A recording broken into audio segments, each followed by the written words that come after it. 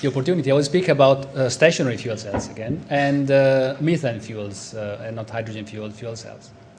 I'm short introduction about myself. I'm in this industry now. I've been here for about 5 years, almost 6 years now. I come from the automotive industry originally. And during these last 5 years, this industry of fuel cells, especially for the stationary applications, went really through a major transformation. If you were here 5 years ago, maybe many of you were here 5 years ago, you would have listened to a presentation about durability, performance, technologies.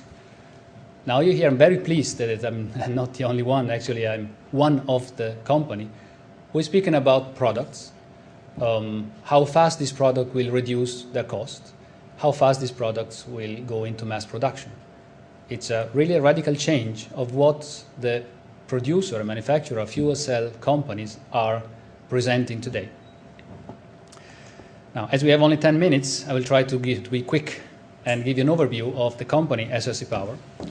We produce high efficiency generators, and which convert natural gas into electricity and heat for residential and commercial applications.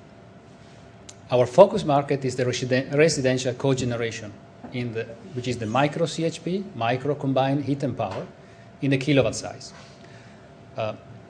You have heard today that many other applications are possible, larger systems with hundreds of kilowatt up to the megawatt, and even large power plant of more than megawatt. We are focused on developing and producing low-cost products, having a low-cost strategy from the beginning, dipping a lot into the automotive approach that we've been following always, to achieve the grid parity, because that's all what it counts. I agree absolutely. There is no need to compare one fuel cell technology to the other. We all compare to what exists today, which is the grid.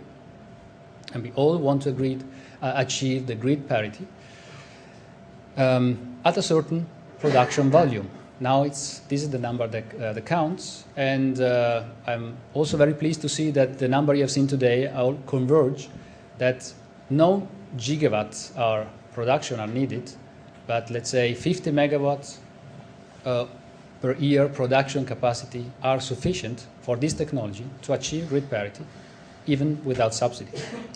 Just to put it in a context, every utility making a decision to build one power plant, they speak about hundreds of megawatts. The smallest Siemens gas turbine is 250 megawatts, what they're selling today, for central power generation.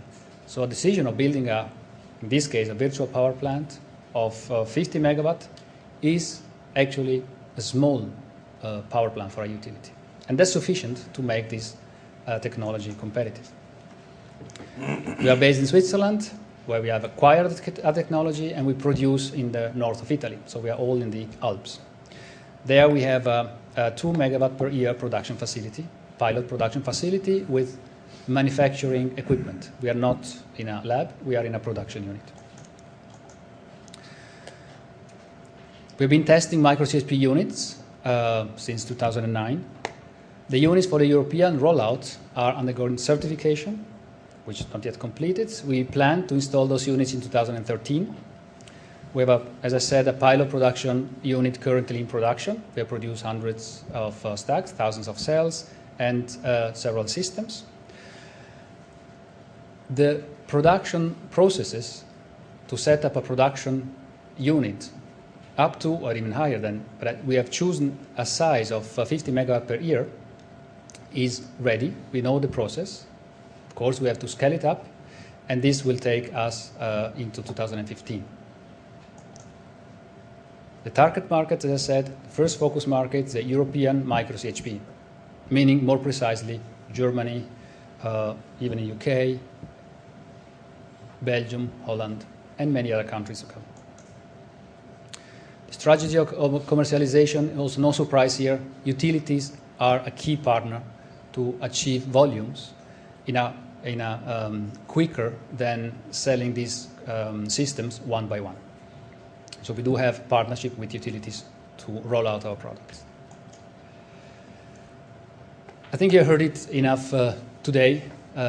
everybody basically said that all key factors that are needed are finally aligned for the micro CLP application. Combined heat and power delivers, those are units that can deliver and delivers efficient and competitive electricity and heat for a variety of applications. The regularity environment is very favorable, probably has never been so favorable to these applications. And starting from Japan, they've always been the first in this area. Afterward in Europe, the first in Europe had been Germany. It's also not a surprise. And now Korea is very, very aggressive in this field with their goals. And the USA are really getting more and more attention on this subject because of the evolution on the gas price. Gas price is going down in the US and electricity price is going up.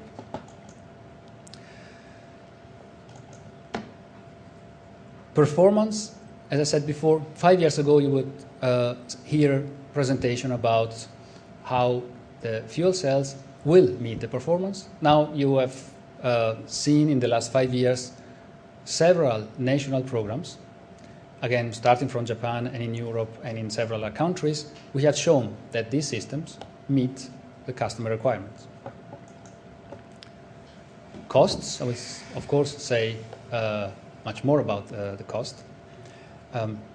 The technology we have chosen has no precious metal, is based on low-cost materials. They are advanced ceramic, but no exotic materials, no strategic materials. So they are low-cost materials, and also, as important than materials, low-cost manufacturing processes. Today, I should actually be in Brussels. Today, there is the kickoff of the NFILD program. It is the European rollout program, which involves several utilities, fuel cells and boiler manufacturers, and other institutions. It's one of the largest European programs today. And what it does is the rollout of this technology, the field testing of thousands of these systems through the next 2 years. I prefer to come here today because they are already convinced, so they're starting the project, so that's why I'm talking to you. These are some pictures of our integrated products that has been exposed in exhibitions this year. On the left side, you see a wall hung unit, actually two. So our fuel cells, our hot boxes, can be integrated in wall hung system and also floor standing unit. For the NFILD program, for the European rollout, we have chosen to roll out a floor standing unit that we are manufacturing together with our partners. How do we get to volumes? The path is always the same. You have seen it in different forms, different tastes all over the day today. Especially utilities, they do initial trials. They test a couple of systems. They see how they work. They check the economics with the CFOs. They take the decision, okay, we like it, and it works, and we can make money out of it. After that, they've done this one, they go to the next phase, which is extensive tests. Never try to rush a utility. It's not possible. They make their tests of tenths of unit or even 100. This phase, it takes 1 to 2 years. Some people want 1 winter, some people want 2 winters. This is the phase that we're doing today. And after that, you can say, if it passes those 2, then we will roll out. We can buy 10,000 of them. That's the standard rollout. SOC Power is in this process, in the second phase, which is represented by the European NFILD program. We have received utilities order. We are participating in rollout programs where at the end of the program there is a deployment of more than 10,000, about 30,000 units. So what we have in front of us is the production, the ramp-up of production. Of course, marketing and promotion activities. That's the difference between making 1 power plant and installing 10,000. There is more people to talk to. And these are some basic numbers, and I will give you more in detail in bilateral talks, if you would like. 2015, that means 2 years from now, is the year when we can talk volumes. It takes 2 years to ramp up a production. It takes also more than 2 years to build a power plant. So we are not slower or not faster than building a normal power plant. Now, what is the price of these boxes, as the utility calls them? It depends on how many you order, like any other products, from the supermarket to phones to any other things. Today, if you order, let's say, 1 to hundreds of units, the prices are in the 10,000. And that's the prices of, let's say, prototypes and field test units. If you order more than 1,000 units, the price that's the price of the selling price of SOFC power to anybody placing such an order, to be precise. We go between 10,000 and 5,000. Above 10,000 units, we can commit to a price of below 4,000, of course, and we can negotiate what that price can be. And as I said before, the delivery of those 10,000 units will take me 2 years to do it, because I have to ramp up production to do it. What tells me, or tells you, that this is possible? And there are several ways to do it. One is to show experience curves, also from other industries, but I've chosen to do it in a different way. As I said, in my past, there is automotive industry. I've been even a buyer in the automotive industry, what doesn't do for a living. But I was buying technology, so I know what supplier quote is, and I've chosen to show you actual supplier quotes. Of course, don't ask me to show you the bill of material with all the supplier names and what they quote for the components, but I've chosen to show you a couple of key numbers. One is that in the stack, which is the most innovative part of the fuel cell, there are about 100 euro material cost.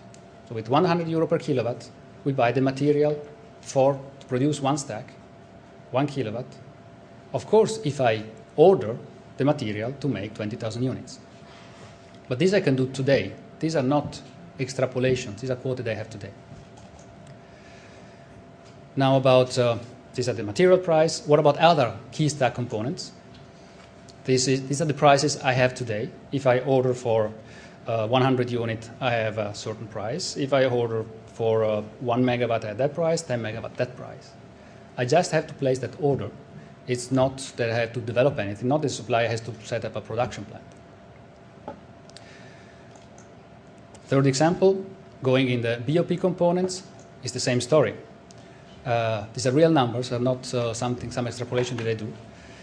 If I order 100 units, that particular component costs me 80 per kilowatt. 50,000 units, it costs 20. You see two things. One is that the numbers are low in absolute value. In the slide before, you have seen prices in the order of magnitude of thousands. Here you see components that cost hundreds. I can show you many more details if you come and see what we are doing, but you can see that this is actually feasible. Now, to conclude and leave room for discussion, at the maturity level the technology is today and the products are today, the visibility of the market, which means having enough confidence that the volumes, that the order will come, is the key for major short-term supply chain cost reduction. The time to ramp up a production is, like in any industry, it's about 18 to 24 months. And we have signed agreements that show us this confidence, that we have these numbers and we have this volume, and we can start to do that. SOFC Power is a privately owned company, has been funded by an industrial, is a private owned, it's an owner of an industrial group in north of Italy. He's in several industrial businesses. He has invested about 30 million until now in this company. And we are looking for an investment round at about, say, 20, 25, 30 millions to get to fund our program. And of course, we are looking for also industrial partnerships, but I think the financing part is the one more relevant to this audience. Thank you very much.